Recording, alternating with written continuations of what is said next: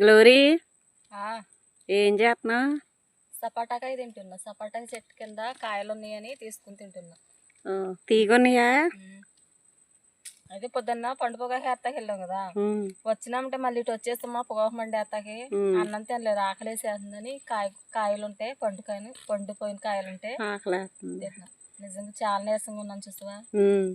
ఈ తింటే కొంచెం ఎనర్జీగా ఉంటాయి అని తిన్నా. తిను. ఇంకో మా ఎక్కళ్ళు ఏరుకుని అక్కడ తింటున్నారు. ఏం చేస్తున్నావు కుమారే?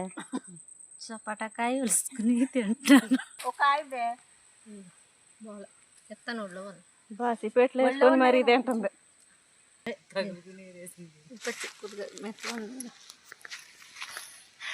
అయినా చేతులతో తింటా కానీ చేది చాలా చేదు కొన్నాయి. ఎలా తినాలి? తింటాకి దారి లేదు, తింటాకి దారి లేదు అన్నట్టుంది పొలాన.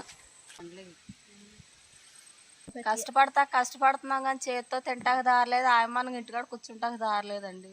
వచ్చాము, ఆకలి పని అయిపోయింది, ఆకలేసేస్తుందని చపాటి చెట్టు కింద దూరము బీరకాయలు కోసుకొచ్చుకున్నాం. దశది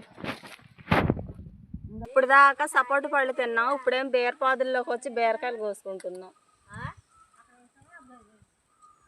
మన పుచ్చపాదులతో పాటుగా బీరపాదులు ఇట్టామండి. ఈ కాయలు తయారవ్వలేదు, ఇవి అయితే తింటాకు కూడా వచ్చేసింది, తయారైపోయి. రొయ్యలు వేసుకుంటే సూపర్గా ఉంటుంది కదా ఇందులో. చాలా బాగుంటుంది. కేజీ 2 కేజీలు ఉంటాయా? 3 కేజీల పైన ఉంటుందా? 2 కేజీలు 3 కేజీలు ఉంటాయి. అవి 2 కేజీలు అంట. కేజీకి ఎన్ని కాయలు తూతి?